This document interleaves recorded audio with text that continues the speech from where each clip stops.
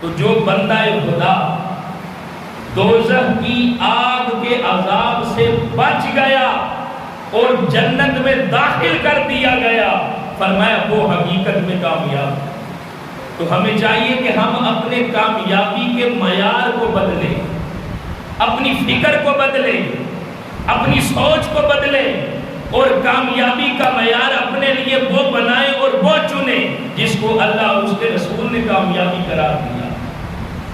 اور اصل کامیابی، لازوال کامیابی، دائماً اور ہمیشہ کی کامیابی وہ ہے جس کو اللہ اور اس کے رسول نے فرمایا، اور وہ ہے آخرت کی کامیابی۔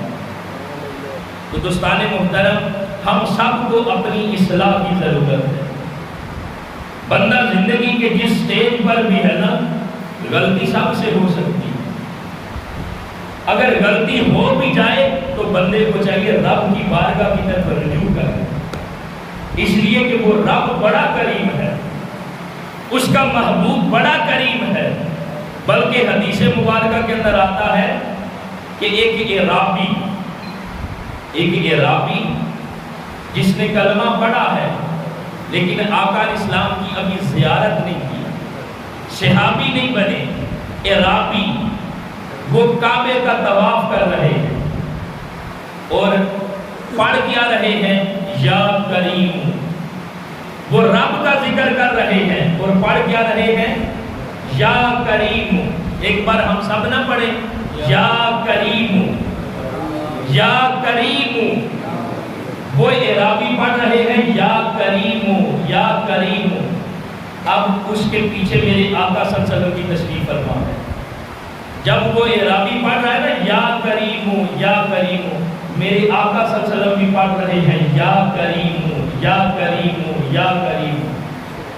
جب اس اعرابی نے دیکھا نا کہ میرے پیچھے بھی کوئی ہے جو یا کریم پڑھ رہا ہے، جب اس نے مڑ کے دیکھا نا، تو چونکہ آقا علیہ السلام کی اس اعرابی نے زیارت نہیں کی تھی، جب آقا علیہ السلام کو دیکھا نا تو وہ اعرابی عرض کرتا ہے، اگر آپ اتنے سونے نہ ہوتے، اگر آپ اتنے حسین نہ ہوتے تو میں آپ کی شکایت مدینے میں اپنے محبوب آقا سے کرتا۔ اب میرے آقا صلی اللہ علیہ وسلم نے فرمایا، جس محبوب سے تم نے شکایت کرنی ہے نا، میں ہی وہ اللہ کا محبوب ہوں۔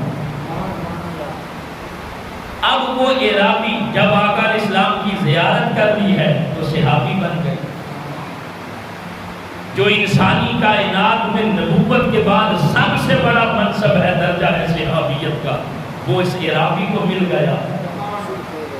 تو وہ عرض کرتے ہیں، یا رسول اللہ علیہ وسلم، یا کریم میں بھی پڑھ رہا ہوں، آپ بھی پڑھ رہے ہیں، تو یا رسول اللہ علیہ وسلم میرے ذہن میں ایک سوال ہے، وہ میں نے آپ سے پوچھنا ہے۔ میرے آقا نے فرمایا، پوچھو کیا سوال ہے؟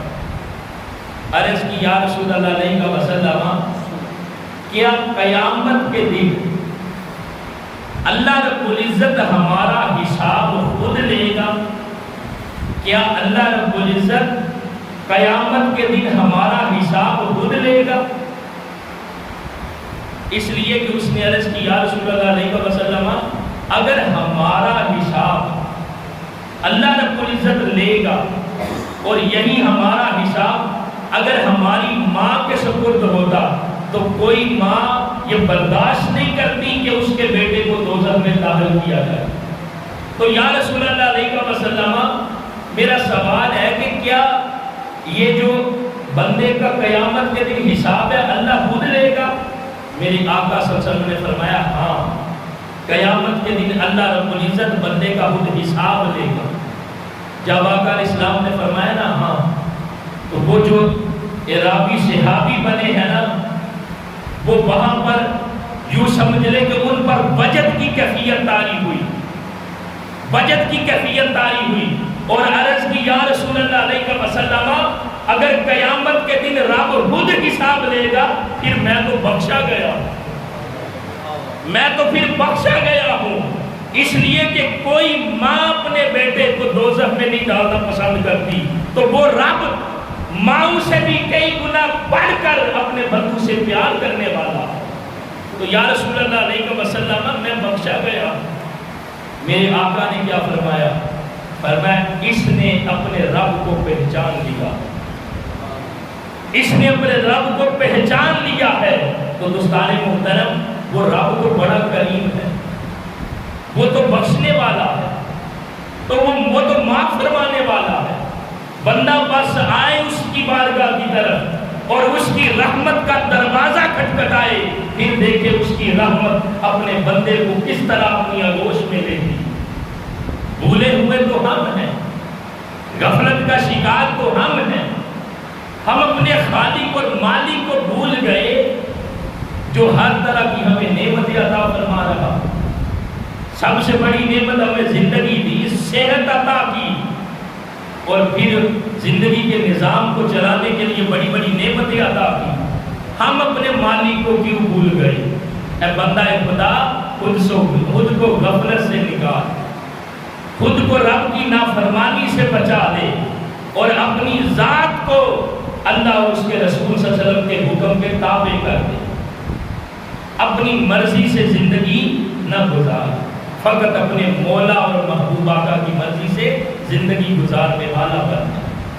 جب اس راستے پر چلے گا تو پھر دائمی اور ہمیشہ کی کامیابی تیرا مقدر بن جائے گی.